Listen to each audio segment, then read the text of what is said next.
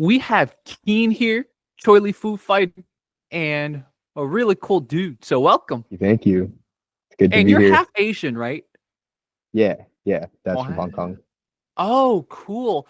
And is that how you got exposed to Choy Li Fut growing up? for sure. My dad like kind of moved to the US to open kung fu schools, so I was like in my family's kung fu school, kind of. Yeah, my mom was one of the fighters, like way before I was even born, to be honest. So yeah, by the time I was a kid, it was like I was going to classes with all the other peers and stuff. So yeah, kind of honestly one of a whole generation. Was your dad from a young age also trained to one day become a Choy Li Fut instructor? Did he fall into it? Like I think growing up in Hong Kong, like he definitely started learning martial arts to defend himself, and I think he might have tried a couple different things. I think like back then there was Taekwondo was really big, Judo was really big. So I think he did a bunch and then ended up settling on Choy Li Fut. He got really good at both like Choy Li Fut and Judo, and then started kind of like really making his name fighting out in Hong Kong, like Southeast Asia Kung Fu tournaments.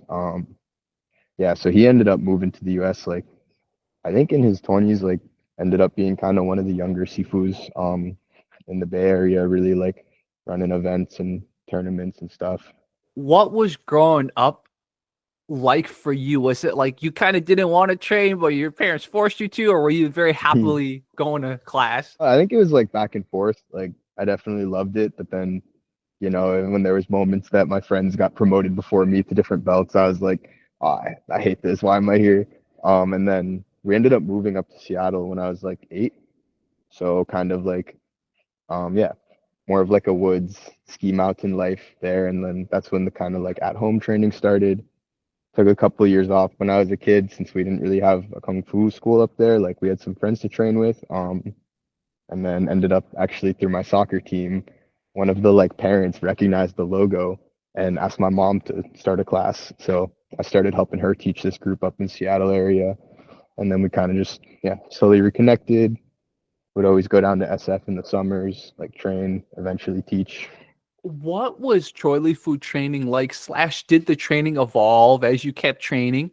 When I was like a kid, up until I was maybe like 8 or 10, was like felt like kind of like an older era, like this, like the previous era, because yeah, we had like I don't know, just like a very distinct performance style, and then like all these affiliates from Brazil that would come up for tournaments and come do instructor exchange and stuff. I think some schools in Chile started getting involved with us.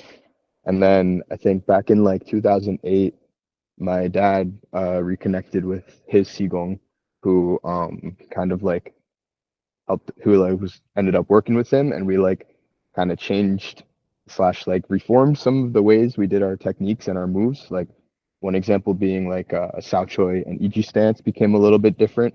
Um, and yeah, so then when I was like pretty young, still in that, like I feel like I saw like the early era, but then I was about 6 or 8 and really in my formative training when this Seagon kind of came in as like a grandfather figure for me. So I feel like I like that style honestly really unlocked Choy Li Fut for me. Like I was never that good. I was a brown belt for like 10 years, just like training in the parks with my family a lot of the times.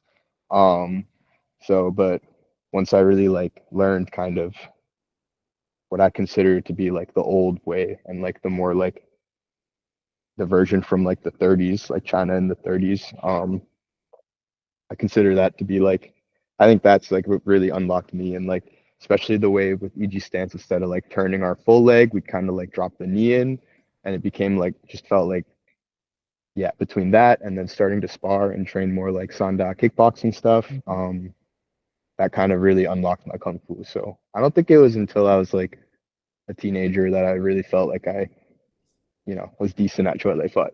From my understanding, Troy Lee foot just has so many forms. It's got so much to it, right? So I think most people who get into it, it's going to take them a while to be like, okay, I finally feel like I even know the basic curriculum. Yeah, for sure. And I think everyone has a different definition of like, what the fundamental forms are, what the extras are, because it's like kind of infinite. And I think it kind of gets into the whole purpose of Choy Li Fut, which was like, it was a mixed style to begin with. So I don't think it was ever meant to be like a set amount of forms is Choy Li Fut. Like I think a lot of the forms got, added by different generations, sort of adapting and learning from whatever their context was. Yeah. Um, so like it kind of blew my mind back when, like we started hanging out with the Seagull and everyone wanted to like show him their favorite form. And he was like, nah, just show me your Sumli Fa. It's all that really matters. It is a compliment to Choy Li Fut because it's an evolving form. It's a hybrid form. It's evolving. It's hybrid. So it's like things keep getting added on. So it's funny that you saw the seagull and be like, okay, I don't even maybe not even know some of these. Just do the basic stuff that I know. Yeah, it's cool. And it's sort of like created this honestly really beautiful ecosystem of like people doing different generation and eras version of the forms.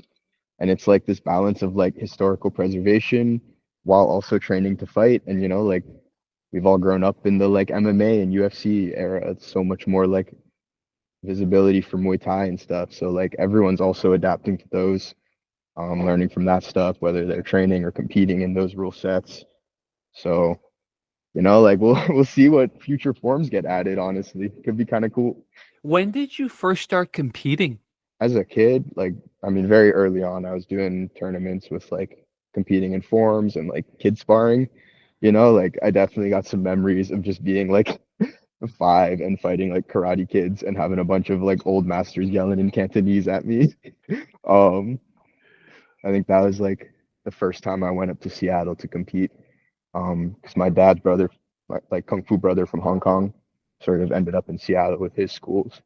Um, yeah, so we would kind of do exchange up there, and that was like the early kids competition. And then when I moved up to Seattle at first, it was kind of like I would go down for the tournaments like once a year, do my form, probably forget a good amount of it, and like get last place.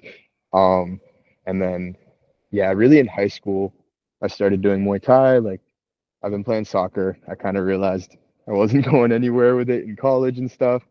Um, yeah, started just really like getting back into Kung Fu and martial arts and like yeah, did my first Muay Thai fight when I was 18. And honestly, a very long break of just training in gym wars, studying, school, and traveling back this year. And then what made you decide to try a street beef scrapyard? It's something I've been watching for a while, and like, I like kind of lived all over Washington, SeaTac area. So as soon as I kind of like started seeing like names I recognized in terms of locations, I was like, wait a sec, it's been here this whole time. I could have just competed because, like I was like in the middle of college, 2020. So kind of I was planning on finishing school and then starting to fight. And then just sort of, like trying to pay for gyms, find time for like an actual fight camp. I was finally down in San Francisco and I was like, fuck it. Like I might as well just go compete, see how it goes. And Just so people know, CTAC stands for Seattle Tacoma. yeah, I was like, oh, how do I know that term? I guess it's because of if you've ever flown, right? Flown to Canada, a lot of times you might stop by Seattle or Tacoma. So yeah, SeaTac. Oh, that's a cool. I never heard it addressed like that, but SeaTac for those of you who have ever, it's kind of like Dallas, Fort Worth, right? People like to lump big cities that eventually grow into each other together. yeah. And I mean, they're definitely each got their own separate identity, of course. I just say it for this case because I lived in both. Exactly. So let's talk about that first street beef scrapyard match. How did it feel Mhm. going in? Was it exactly like you expected? Tell us more. It was not what I expected. It was cool. Like, I mean, like I came in just kind of like on my own. I just drove up from San Francisco. I hit up my friend that lives in the area. Like, you want to come corner me? Um, and I showed up sort of ready for war. Like, like the old fight events we used to go to, especially like with my dad coming out of old Hong Kong. It's like, serious. Like, the first time you see your opponent, you got to decide to hurt them. So street beefs, I show up and everyone's actually mad chill. Like suddenly everyone's just talking. I think yeah, there was some like negotiation question that my opponent had about wearing shin guards. So we ended up getting introduced before the fight and then just like talking, which was the first time I'd ever done that. I was like, the whole time, like, I'm talking, you're being so friendly, man. We're about to fight. Um, but it's cool. It's a cool environment, and I think like definitely it's a place that sort of balances that like aspect of friendliness, but then people really do scrap in there. So yeah, I don't know. I gotta like maybe even chill out a little bit for that environment because I feel like, you know, the ring is definitely like that one place where you can fully let loose. So When we first discovered your fights on Street Beefs, it was your second one, right? That we first covered. yeah. Okay, I see. So going into the second one compared to the first one, what did you do different? Slash, what did you learn from the first one? I mean, we talked about some of it. You learned, okay, I have to chill out a little too. But besides that, Nah, the first one I definitely like came in without really a ton of training and thoughts and like a ton of sparring with people my age and stuff and my level. Like I feel like I don't want to say my level, like I'm not that good sparring with like a lot of students and stuff. So I got to be careful about liabilities. But yeah, so I kind of like I feel like I didn't box that much. I was just kind of like mostly dancing around, just playing it really safe because it was honestly kind of a scouting mission. Um, and then I just watching the videos back. Everyone was yelling at me for the head kick, and I'm like, everyone wants the head kick. So I kind of coming into that second fight, I like decided one, I was not going to give them the head kick, because like I'm not going to do it just because people ask.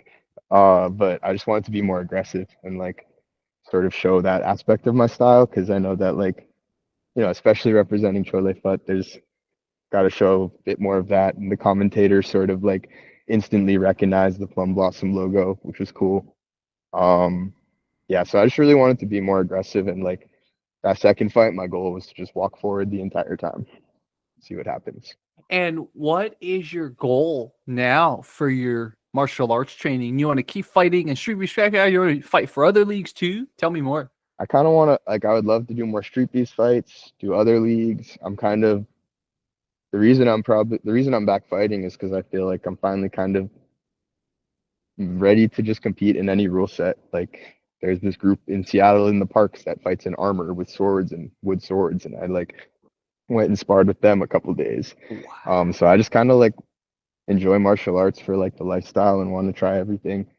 Um, Definitely like the Ronin vibe comes from just I fuck with Musashi as like a historical figure a lot, and like yeah, like I don't think my life will ever be fully about fighting, but I think it's like an important aspect to who I am, and it's sort of something that spreads out into the other skills and aspects of my life. So Yeah. enjoyment, resume, do it to be a better teacher, all that. It's really interesting you mentioned the fighting in armor because Choy Li Fut has a lot of weapons forms. In fact, it probably has every weapon form you can think of because of how hybridized and how evolving it is. So when you sparred those people in armor, were you doing weapons with them? Yeah, we were doing like sword and shield. What? Were It's you able to cool. apply some of the Choy Li Fut forms? There, Choy Li Fut has a sword and shield form, right? Yeah, and I've seen that one performed a couple times. But yeah, like for sure they showed me like they had their basic stance where they would sort of hold the sword like this and like whip it, and it was like pretty much the same as the way we did things with our sword form with like the forehand and the backhand. It ended up being pretty cool. Like they kept telling me that like kicking wouldn't work, but I just started kicking the shield and then like doing sort of like a kick into a slash. That ended up working. Turns out the like grappling base really helped because a lot of those guys like to just like rush you with their sword and just throw them. Definitely, you got to send me some footage in the future when you're ready. I'd love to feature some of that. Hell yeah, yeah. I'll definitely go do it again. Try to get more. In a martial arts sense and beyond a martial arts sense, what is the day in the life of you like now? And right now, I'm getting ready for a fight like in a week and a half, so I've been pretty fully focused on that. My family and sort of a lot of different friends and martial arts people have been giving me a lot of support on that and really kind of just making the space for me to be a full-time fighter at the moment. So that's fun. But then also sort of working at the family kung fu school. So I'm kind of doing a lot of like behind the scenes planning, um, everything from merch to scheduling to hopefully some future tournaments and events. Um, Building up myself as a fighter and building up the next generation of like our Choy Li Fut fighters. I So see. I'm kind of So like kind of full time in the martial arts, just general world right now, but because I have a good ability to like train on my own and work remote, and I did spend so much time training alone the last few years, I kind of also just try to spend a lot of time like outside. I just like, find a place to post up, whether it's in a city or somewhere in the woods in between cities, get my training done, all that. do you think you're sticking mostly to Choy Li Fut, or do you think you're gonna branch out kind of like when you did Muay Thai and stuff and train other arts too? Yeah, that's interesting. I would say in terms of like my learning, I do like I don't know all the Choy Li Fut forms. I do want to keep learning those. I think what makes me good is that I'm really good at the ones that I do know. And I can sort of have an eye for any technique just because I just feel like, anything that I do is Choy Li Fut. So I do want to learn it, but sort of where I'm at now is kind of just applying it as my like lens. And then yeah, start going to more different gyms. I definitely like the like drop in lifestyle. Maybe trade some seminars and stuff. So both like share and teach and learn the Choy Li Fut and like I guess Sanda aspect of it because I think that's pretty valuable too. Um, but then yeah, like I do want to do a lot more wrestling and yeah, all I want to do everything honestly. So it sounds like you probably want to do some MMA matches in the future too, huh? Oh yeah, this year probably. Like I'd Wow. say my next Street Beast fight will hopefully be MMA. We'll see. Oh, that'll be so cool. Why do you think Choi Li Fu isn't more popular in the world? Like, we know it's matched up against Muay Thai even in its past and beaten Muay Thai. Like, why is Choi Li Fu not as popular? Why did it take someone like me who covered martial arts for years, many years before I found out about it? It's interesting because now that I'm back sort of in the Kung Fu community, it's so popular within the Kung Fu and Chinese martial arts community. And like even like within like I guess our sort of niche martial arts community, people do know about it, but yeah, it hasn't really broken out yet. I do think part of that is sort of the association of it as a kung fu style and sort of like a lot of misinterpretation around what that even means. Because like, the last like 5 years especially, there's all these like martial arts tier lists and shit, and they got Sanda, Kung Fu, Wing Chun, Muay Thai on there, and it's like that's like hella different categories of like tier levels. So I think there's a lot of just misunderstanding around what Kung Fu even is for people with like a more mainstream understanding to hear Choy Li Fut or see it and be like, yes, that is a martial arts style, I think. And then especially with how many forms there are and sort of how different people talk about learning the different forms being like the core of Choy Li Fut.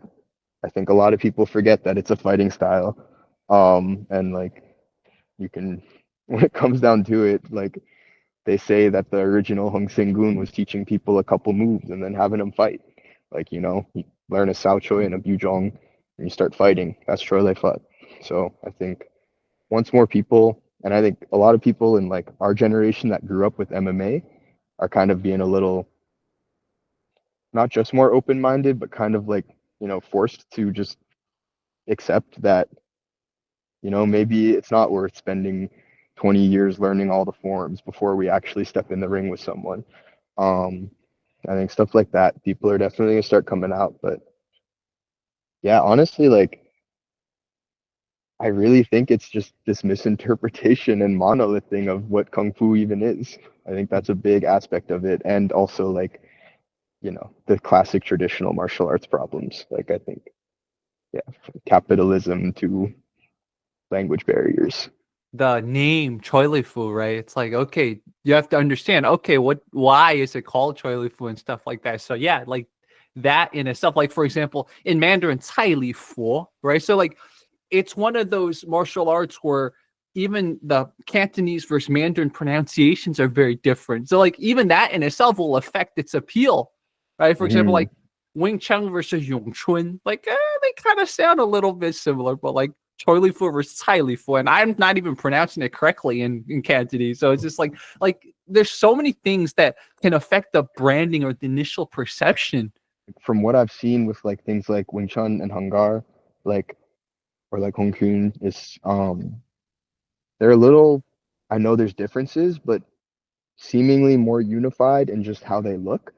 Whereas like even within like Hong Sing Choi Lei Fut, which is sort of, one of the branches, and there's sort of like supposed to be like kind of three or four main branches, but even within Hong Sing, there's like so much variation and differences in how things end up looking. So I think a lot of times like one Choi Lei Fut is pretty much a different style than another Choi Lei Fut. Um, and that's where I guess the different eras kind of come into it. Brazilian Jiu Jitsu does a really good job of, at least in the very beginning levels, really standardizing its curriculum, right? So, okay, this person might teach the armbar or the rear naked choke slightly different, but okay, to get to blue belt, here's a few of the things I probably will be able to do right. Whereas it probably is a Hmm. little bit more different within the Charlie Foot community as, okay, well, to get to a certain belt, what does it mean, et cetera, et cetera. So Charlie Foot's a system that's always had belts or sashes. I don't know when other styles did, but from what I know, like even my dad's generation trained in Hong Kong back in like I guess the 60s and 70s, they used the classic belt is to hold up the pants.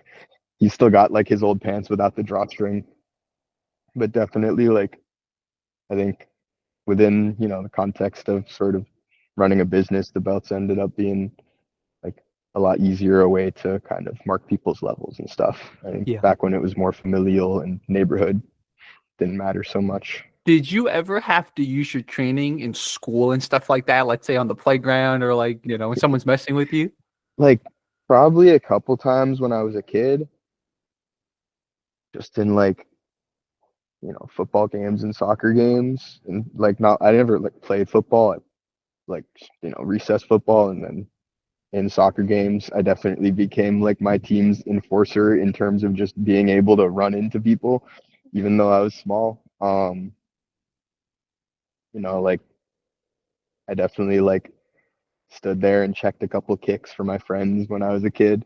But I think pretty quick people learned about like my family and just started avoiding that. So like in high school when everyone started doing like, oh, this person's fighting this person in the garage, they would just come ask me to coach them and I'd be like, Oh, maybe, that's but awesome. probably not.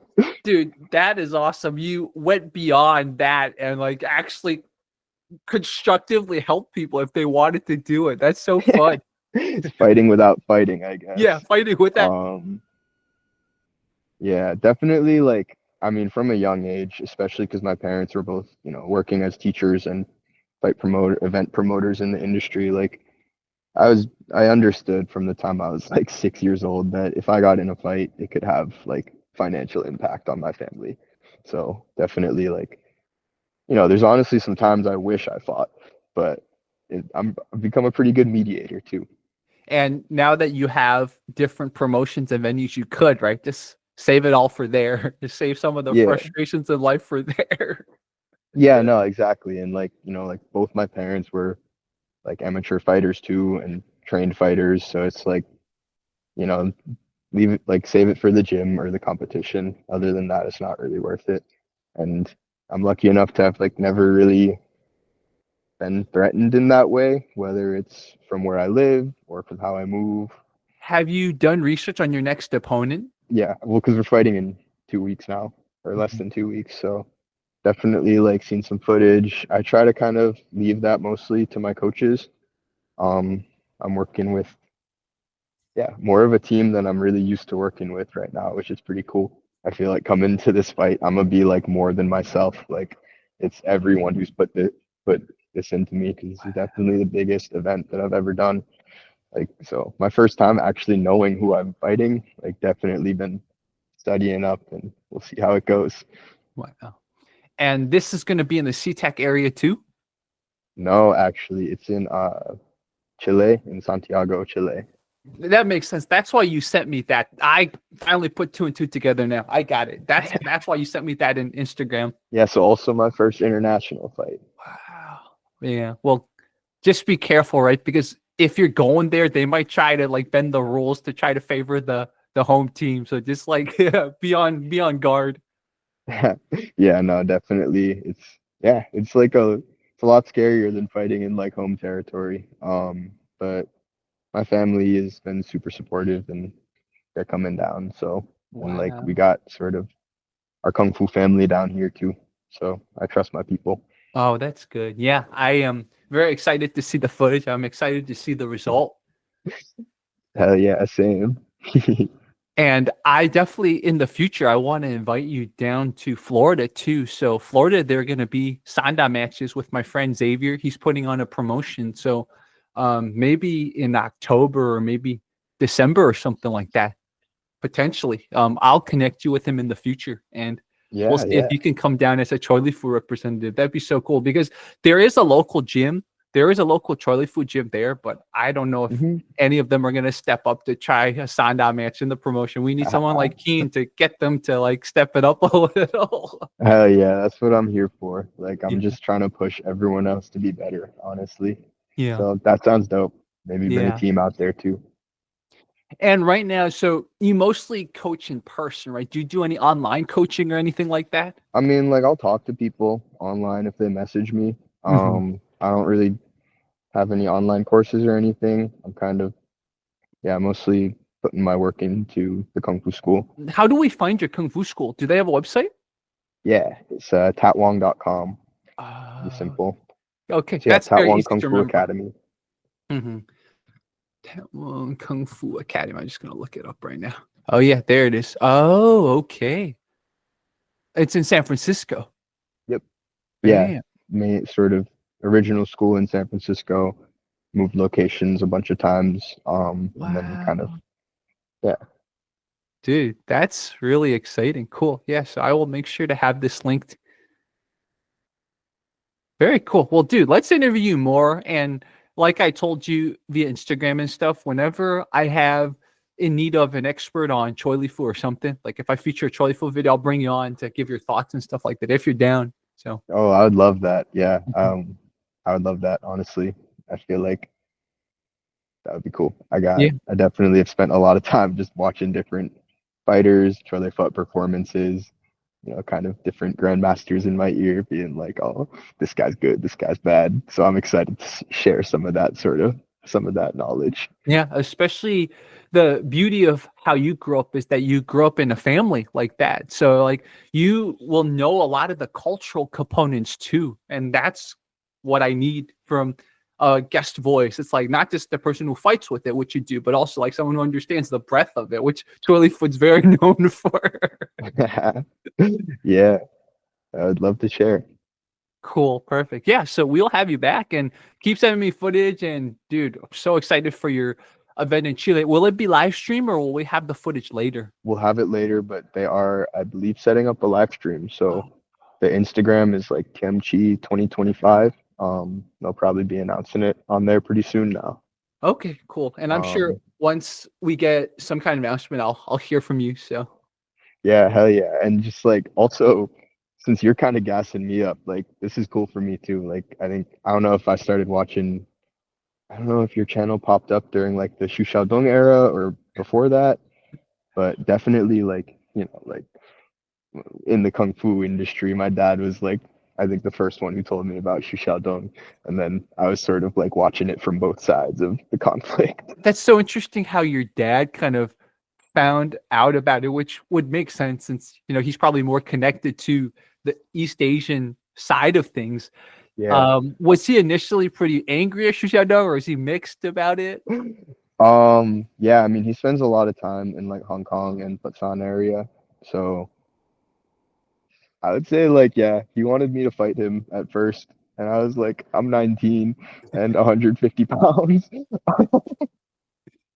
but I was down. It's just he obviously I wasn't gonna be ready for that.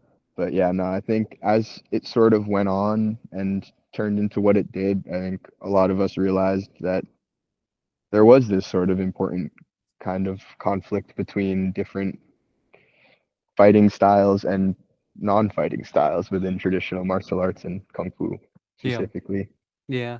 And it's interesting too because being from Hong Kong, and I think, Hong Kong just had a very different hybrid fusion type culture. So some of like the truly BS type martial arts were probably weeded out in Hong Kong. Now, I don't know. Maybe there were still some BS martial arts hidden in places, but I think it was less likely for a truly BS martial art to get a cult following like when Shu Xiaodong was first taking on those masters with a big following.